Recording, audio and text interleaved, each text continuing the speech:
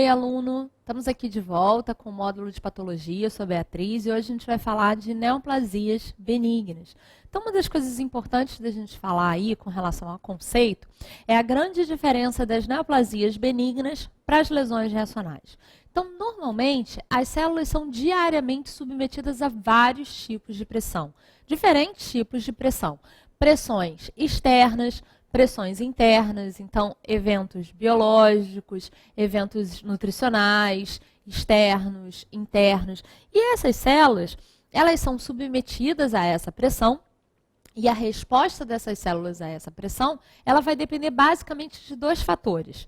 Primeiro, das características da célula, o quanto ela é capaz de suportar um determinado estímulo, mas também de acordo com a intensidade, duração e tipo de estímulo. Então, as respostas elas dependem basicamente do tipo de célula ou do tipo de estímulo. Então, o que acontece? As células são submetidas a uma pressão. Algumas delas conseguem se adaptar a alguns tipos de pressão.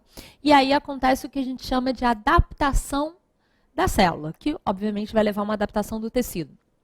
Como é que essa adaptação costuma ocorrer? Então, como a célula está sendo submetida a uma pressão que requer uma ação maior da célula, ou ela vai responder proliferando, aumentando em número para que ela tenha uma vantagem adaptativa, ou ela vai se diferenciar, se transformar numa célula mais resistente àquela pressão, ou ela vai acumular substâncias que vão fazer com que ela cresça e que com isso ela tenha também uma vantagem adaptativa. Resumindo, ou ela aumenta em número, ou ela aumenta em tamanho, ou ela muda de tipo, ela muda a estratégia. Então, essas são as saídas da célula para ela conseguir se adaptar àquele determinado estímulo. Se esse estímulo é muito forte ou persiste por muito tempo, que excede a capacidade de adaptação da célula, instala-se, então, o que a gente chama de lesão na célula e no tecido.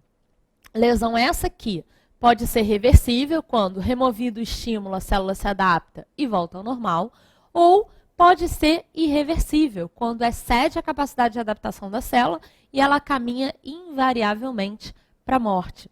Então, quando a gente fala desse processo de adaptação da célula, a gente fala basicamente de duas coisas. Da adaptação que leva a aumento de número, de tamanho ou a mudança de tipo, a instalação de lesão que leva à inflamação. Então, quando a gente fala dessas lesões reacionais, que são uma reação a um determinado estímulo, seja interno ou externo, físico, químico, biológico, quando a gente fala de uma ação a essa reação, a gente está falando das lesões reacionais. São essas sempre iniciadas por um fator, então existe sempre um fator iniciador, o estímulo que altera a célula, que leva à sua capacidade de adaptar-se, que consequentemente pode se instalar a lesão, trazendo inflamação, que pode ser reversível ou caminhar para a morte. Então, quando a gente fala de lesão reacional, é isso que a gente pensa. Pensa em um estímulo, um fator iniciador, pensa na adaptação da célula e no processo de instalação da lesão que leva à inflamação. Voltando na adaptação, como é que a célula vai responder a essa adaptação? Ou ela vai proliferar, ou ela vai mudar de tipo, ou ela vai aumentar de tamanho. É justamente nisso aí que as lesões reacionais fazem diagnóstico diferencial com as neoplasias benignas. Por quê? Esse termo neoplasia vem de plasia de novo, ou seja, nova proliferação. As neoplasias, elas são eventos autônomos, ou seja, independentes de causa, onde se altera o ciclo celular da célula e a célula começa a proliferar mais do que deveria. Se nas neoplasias benignas a gente tem proliferação exagerada e nas lesões reacionais com adaptação a gente tem proliferação exagerada, nas duas a gente vai ter aumento do número de células, que consequentemente vai levar a um aumento de volume do tecido e vai gerar aumentos de volume, vai gerar lesões do tipo tumorais, né? Então, quando a gente fala tumor, a gente só quer dizer aumento de volume. Embora para o paciente, quando a gente diga tumor, seja câncer, né? E para o aluno, tumor é a pior coisa que a gente pode falar, porque ele não tem a menor ideia do que a gente está falando, se é neoplasia, se é lesão reacional. Mas esse termo tumor só quer dizer aumento de tamanho. Então, na realidade, as neoplasias, elas fazem diagnóstico diferencial com as lesões reacionais, porque ambas resultam em aumento de volume. Quais são as diferenças?